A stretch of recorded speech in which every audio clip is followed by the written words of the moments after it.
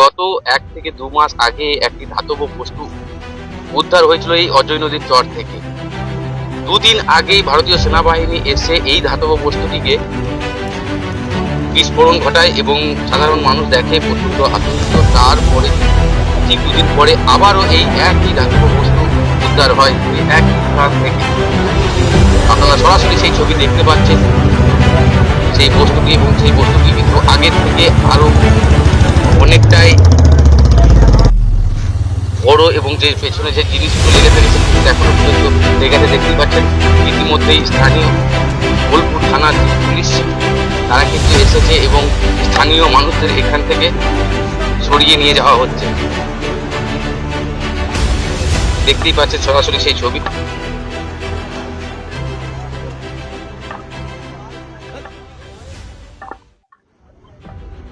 আমরা কথা বলবো স্থানীয় বাসিন্দার সাথে।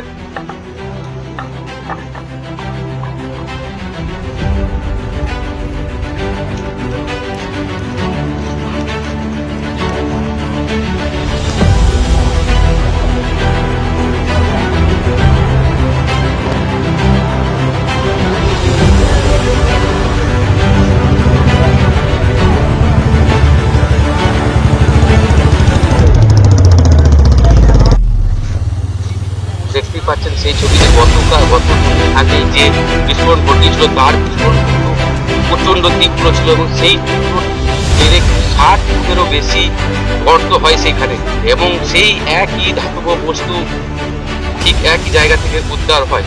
তবে এটি যথেষ্ট ভারী বলে স্থানীয় মানুষরা তুলে নিয়ে যেতে পারেনি। আপনারা সরাসরি সেই ছবি দেখতে পাচ্ছেন।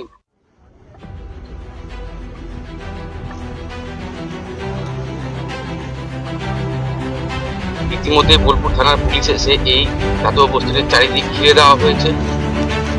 তবে আপনারা জানেন যে আগের যে বস্তুটি 2 মাস ধরে কিন্তু বোলপুর থানার পুলিশ চারিদিক বস্তা রাখা হয়েছিল। আপনারা দেখতেই পাচ্ছেন সরাসরি সেই ছবি।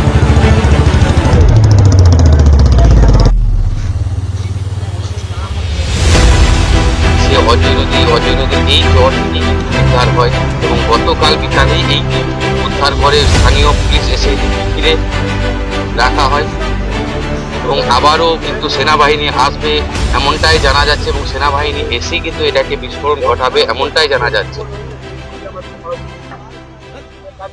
ঠিক নদীর যে চর ও পাশটি কিন্তু বর্ধমান, দেখুন বর্ধমান দিককারও কিছু স্থানীয় বাসিন্দা তারাও কিন্তু দেখতে এদিকে এসেছেন।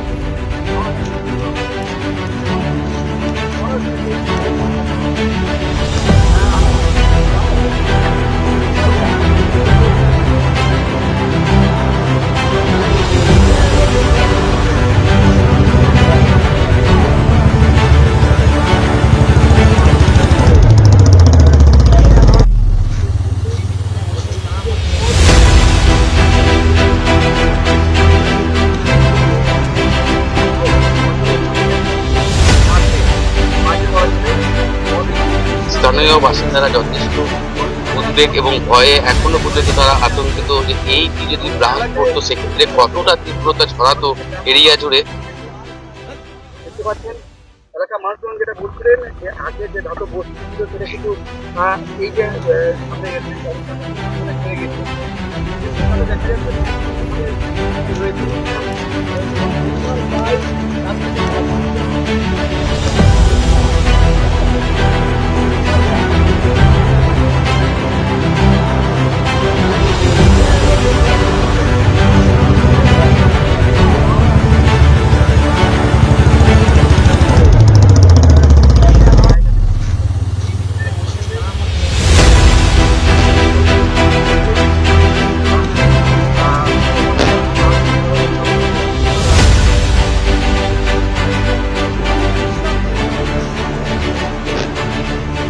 সরাসরি সেই ছবি দেখতে পাচ্ছেন যে কতটা ভয়াবহ এই ধাতব বস্তু, এবং অনুমান করা যাচ্ছে দ্বিতীয় বিশ্বযুদ্ধের সময় ব্যবহৃত এই ধাতব বস্তুগুলি কিন্তু ব্যবহার করা হতো বিস্ফোরণের জন্য।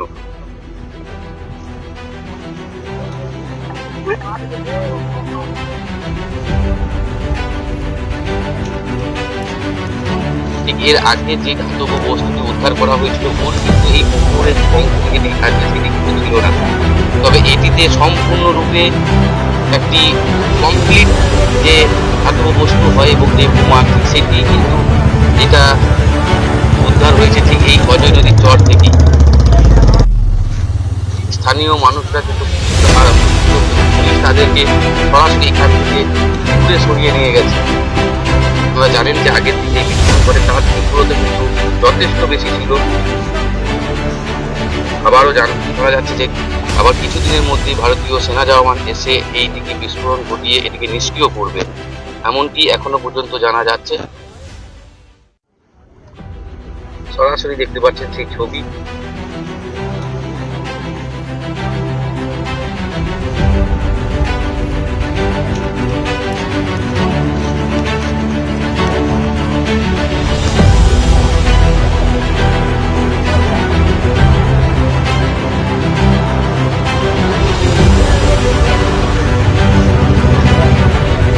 তাই বাইক মানেই হলো জাপানি ইয়ামা, আর ইয়ামা মানেই হলো আমনা অটো সাপ্লাই। 35 বছর ধরে আপনাদের জীবন পথের সঙ্গী। আমাদের ঠিকানা গড়বাড়ি, আরামবাগ, হুগলি। যোগাযোগ নাম্বার 9083247009 অথবা যোগাযোগ করুন 9083247007 এই নাম্বারে।